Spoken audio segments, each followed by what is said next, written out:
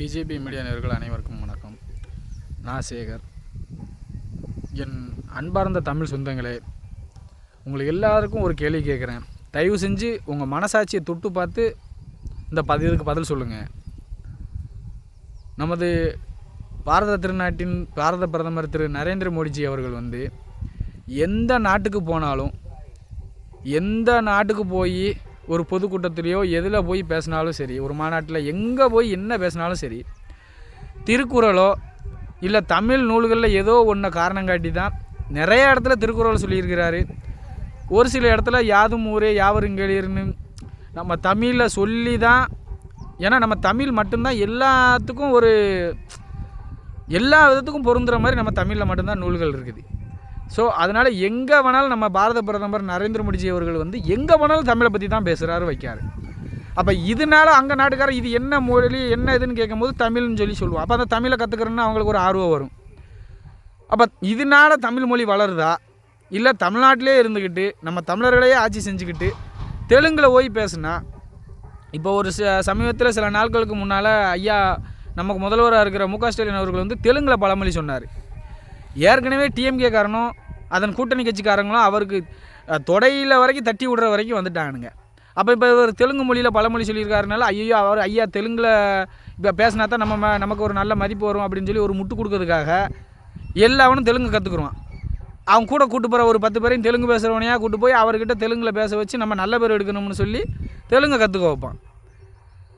அப்போ தமிழ் மொழியை அழிக்கிறது இப்போ நம்ம தமிழகத்தை ஆண்டுக்கிட்டு இருக்கிற டிஎம்கேவும் அதன் கூட்டணி கட்சிகளுமா, இல்லை நம்ம ஐயா பாரத பிரதமர் திரு நரேந்திர மோடிஜி அவர்களா? இது உங்களோட கவனத்துக்கே நான் விடுறேன். உங்கள் மனசாட்சி உள்ள ஒவ்வொரு தமிழர்களும் இதுக்கு நீங்கள் நல்ல பதில் சொல்லுவீங்கன்னு எதிர்பார்க்குறேன். இன்னொன்று சொல்கிறேன், நீங்கள் நல்லா கேளுங்க.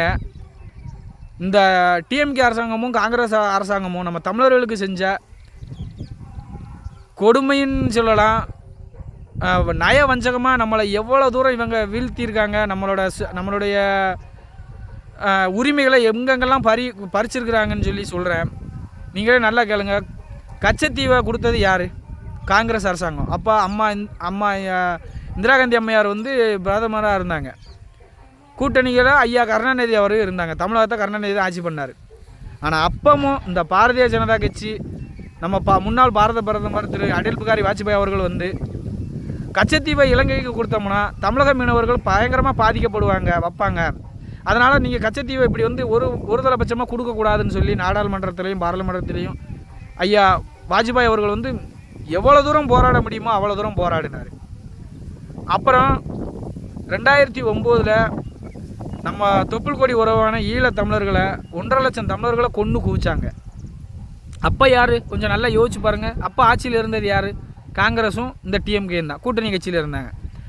உலகத்திலேயே எந்த தலைவரும் செய்யாத இந்த சைடு மனைவியாம், இந்த சைடு துணைவியாம்.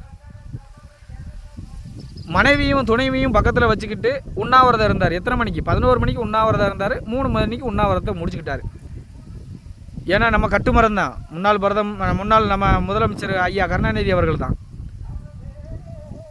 1.5 லட்சம் ஈழத் தமிழர்களை கொண்டு குவிச்சு நம்ம தமிழர்களுக்கெல்லாம் ஒரு தமிழராக இருந்த ஐயா பிரபாகரன் அவர்களை கொண்டு குவிச்ச காங்கிரஸும் டிஎம்கேவும் இப்படி நம்ம தமிழர்களுக்கு கொஞ்சம் நஞ்சம் இல்லை. இந்த 2006 2011 ஆட்சியில் தான் மொத்தத்திலே தமிழ்நாட்டில் 8 மணி நேரம் தான் கரண்டே இருக்கும். மிச்ச நேரம்லாம் கரண்டே இருக்காது. அந்த லெவலுக்கு தமிழகத்தை இருளில் மூழ்கடிச்சாங்க.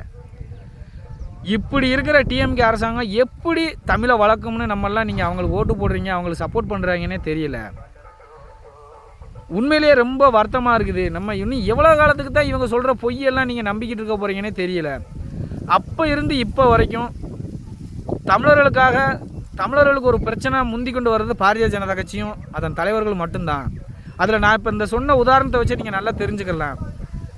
அப்போம்லாம் 2006 to 2011 வரைக்கும் காங்கிரஸ் ஆட்சி காலத்தில் இப்போ எப்படி தமிழகத்தில் பெண்களுக்கு எதிரான குற்றங்களும் போதைப் பொருள் குற்றமும் டெய்லி ஒரு நிகழ்வு நடக்கும், அதே மாதிரி அந்த டைமில் இலங்கை கடற்படை தமிழக மீனவர்களையும் அவங்கள சுட்டு கொண்டுருவாங்க, இல்லை கைது பண்ணிட்டு போயிடுவாங்க. அப்படி இல்லைன்னா அவங்க வலையை பறிச்சுக்கிடுவாங்க, அவங்க பிடிச்ச மீனை பிடிங்கிடுவாங்க, அவங்க ஃபோட்டோ பிடிங்கிட்டு போயிடுவாங்க. இந்த மாதிரி ஒவ்வொரு நாளும் டெய்லி அவங்க பட்ட இன்னல்கள் சொல்ல முடியும். அவ்வளோ பேப்பரில் எடுத்தோம்னா இலங்கை தமிழர்கள் சுட்டுக்கொலை, தமிழக மீனவர்கள் இலங்கை கடற்படை அட்டூழியம், தமிழக மீனவர்கள் சுட்டுக்கொலை, வலையை பிடிங்கிட்டு போயிட்டாங்க, ஃபோட்டோ பிடிங்கிட்டு போயிட்டாங்கன்னு சொல்லி டெய்லியும் பத்திரிகைகளில் இதான் நியூஸாக இருக்கும். இப்போ எப்படி டெய்லியும் பத்திரிகையை திறந்தா இந்த மாவட்டத்தில் இந்த பெண் இந்த பண்ணணும், இந்த மாவட்டத்தில் இந்த பெண்களுக்கு அதை எதிராக பண்ணா, இங்கே இவ்வளோ போதைப் பொருள் இருக்குது, கள்ளச்சாராயத்தில் இங்கே எப்படி டெய்லி நியூஸ் பேப்பரை திறந்தாலே இது ஒரு நிகழ்வு வருதோ, அதே மாதிரி அப்போ இந்த இலங்கை தமிழர்களை இலங்கை கடற்படை தமிழக மீனவர்களை இந்த மாதிரி செய்வானுங்க. ஆனால் பாரதிய ஜனதா கட்சி என்றைக்கு ஆட்சிக்கு வந்ததோ அது மாதிரி ஒரு நியூஸ் அங்கே ஒன்று இங்கே ஒன்றுமா நடக்கலாம், அங்கே ஒன்று இங்கே ஒன்று நடக்கும். அதை உடனே எங்கள் தலைவர் பேசி நம்ம பாரத பிரதமர் நரேந்திர மோடிஜி அங்கே பேசுவாங்க, ஜெய்சங்கர் அவர் வெளியுறவுத்துறை அமைச்சர் ஜெய்சங்கர் அங்கே பேசி அதை உடனே முடிச்சிடுவாங்க. இப்படி எங்கே போனாலும் தமிழுக்காகவும் தமிழர்களுக்காகவும் பாரதிய ஜனதா கட்சி எப்பவும் உடன் இருக்கும். ஆனால் இந்த காங்கிரஸும் டிஎம்கேவும் எப்போயுமே தமிழர்களுக்கு எதிராக தான் செயல்பட்டுக்கிட்டு இருக்குது. இதை நீங்கள் அவங்க இந்த டிஎம்கேவும் காங்கிரஸும் நம்ம தமிழர்களுக்கு என்ன செஞ்சாங்கன்னு நீங்கள் கேட்கணும்ல. நீங்கள் நல்லா சிந்திச்சு பாருங்கள். தமிழகத்தில் இருந்துக்கிட்டு தெலுங்கு மொழி பேசி தெலுங்கை வளர வைக்கார், தமிழை அழிய வைக்கார்.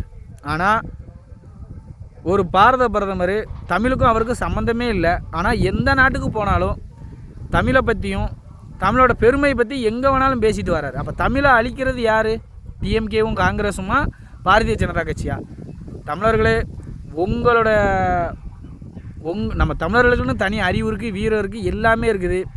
உங்களோட அறிவுக்கே இதை விட்டுருந்தேன்.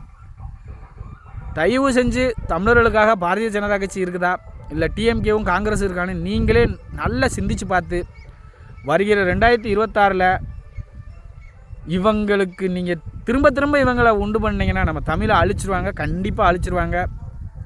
தயவு செஞ்சு அனைவரும் பாரதிய ஜனதா கட்சி ஆதரிக்கணும்னு உங்களை பாதம் தொட்டு வணங்கி கேட்டுக்கொள்கிறேன். நன்றி, வணக்கம். பாரத் மாதா கி ஜெய்.